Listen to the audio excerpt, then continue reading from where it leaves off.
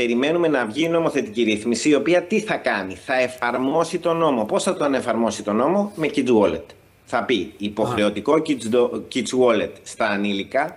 Με το που θα κάνω το Kids Wallet, εγώ θα υποχρεώσω το παιδί να κατεβάσει Kids Wallet, τον γονιό εκειδεμόνα να συνδεθεί με το Kids Wallet του γονιού, να δηλωθεί η σωστή ηλικία, γιατί αυτά τα δεδομένα αντλούνται από την ΑΑΔΕ, και αφού το κάνω αυτό, τότε τι θα κάνω? Θα επιτρέψω να συνδεθεί το Instagram και να ενεργοποιηθεί ο λογαριασμός, γιατί το Kids Wallet διαβάζει το Instagram. Αυτό θα γίνει με όλες τις εφαρμογές. Άρα αυτό είναι στη διακριτική ευκαιρία του γονιού. Μπορεί να μην κάνει και τίποτα αν θέλει.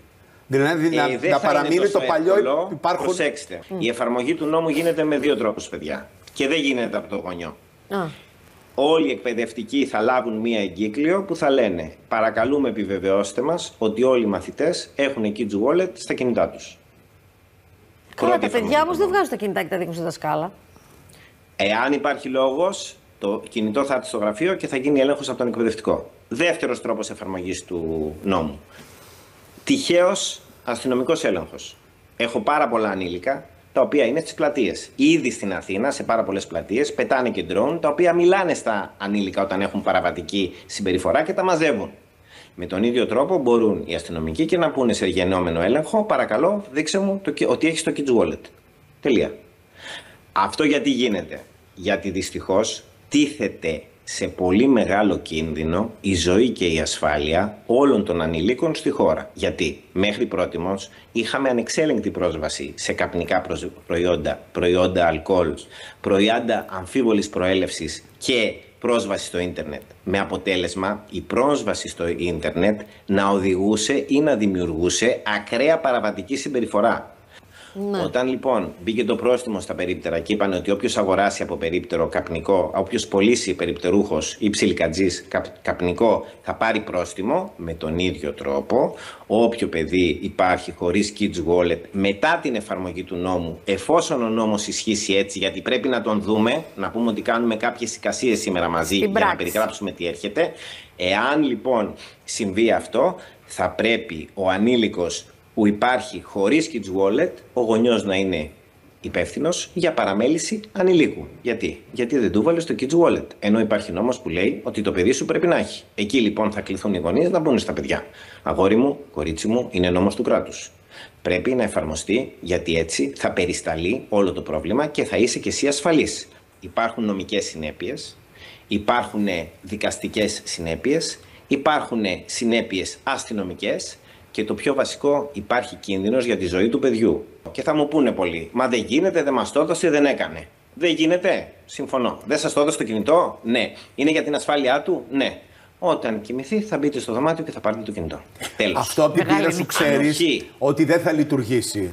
Ούτε καν στο 50%. Τώρα για να μιλάμε. Νιώθω τώρα λίγο να σου πω κάτι, Νίκο. Νιώθω λίγο τώρα ότι κάπως έχουμε ρίξει όλη την ευθύνη στα παιδιά με έναν τρόπο και μιλάμε για αυτά, λες και πρόκειται για εγκληματίες, πώς να το πω, εισαγωγικά πολλά. Παιδιά, δυστυχώς θα σας πω. Δεν φταίνουν τα παιδιά σε κάτι. Έχω ένα 13χρονο από τη Σταυρούπολη, το οποίο μες τη νύχτα αποφάσισε να βγει και να πάει να σπάσει τα τζάμια στο σχολείο. Ναι. Επειδή ο γονιός του είπε, εάν φύγεις από το σπίτι να σπάσεις τα τζάμια, θα σε διώξω από το σπίτι, και το παιδί σήκωσε το τηλέφωνο και κάλεσε το 100 στη Σταυρούπολη, ο γονιός, παιδιά, μπήκε στο κρατητήριο με αυτόφορο για απειλή ανηλίκου. Επειδή το παιδί ήθελε να πάει να σπάσει τα τζάμια και δεν το άφησε. Δεύτερο περιστατικό, στην Αργυρούπολη, Σάββατο βράδυ, 12 η ώρα, ένα 15χρονο. Έκανε 2 τζούρες χόρτο. Οι 2 τζούρες αυτές είχαν αυτό που ονομάζεται στις πλατείες ψεκασμένο. Το ψεκασμένο έχει νευροτοξίνη. Έκανε 2 τζούρες χόρτο, η νευροτοξίνη μπήκε στον εγκέφαλο και το παιδί έφτασε 4,5 ώρα το πρωί στο παιδόν για να το γυρίσουμε σπίτι του. Αυτά Νίκο λοιπόν, δεν υπήρχαν και προκινητών. Υπήρχαν και προκινητών. Ναι, τα social media. Χωρίς να βγάζουμε καθόλου. Τώρα μιλάμε για την παραβατικότητα. Από την εξίσωση τα social media. Αυτά τώρα έχεις ένα έξτρα εργαλείο. Και κάτι άλλο. Το κινητό είναι ένα έξτρα εργαλείο. Μετά τη γενιά του ίντερνετ είχε τη γενιά των social media. Σωστά. Ναι. Μετά τη γενιά των social media έρχεται η γενιά του AI, παιδιά. Αυτό θα ζήσουμε. Τα παιδιά που μεγαλώνουν με το AI να τους λέει τι να κάνουν. Και σε 2 χρόνια θα έχεις ρομπότ. Οπότε εκεί θα δεις robot parenting, να μεγαλώνει ο Optimus το παιδί, γιατί ο γονιός είναι στη δουλειά. Ναι, οπότε καταλαβαίνετε ότι όλα αυτά ξεκινάμε με κοινωνική μηχανική για να πάμε στην ηλεκτρονική μηχανική. Νίκο, κάτι τελευταίο. Αυτό ένα παρόμοιο νομοσχέδιο ή μια παρόμοια μέθοδος απαγόρευση ισχύει πουθενά στον κόσμο αυτή τη στιγμή? Νομίζω Αυστραλία. Δεν είναι ευρωπαϊκή οδηγία. Όχι. Χώρα... Απλά πρωτοστατεί η Ελλάδα και κάποιες χώρες νομίζω ότι θα ακολουθήσουν, αν τα είπε σωστά, η Φοντερ Λάιεν.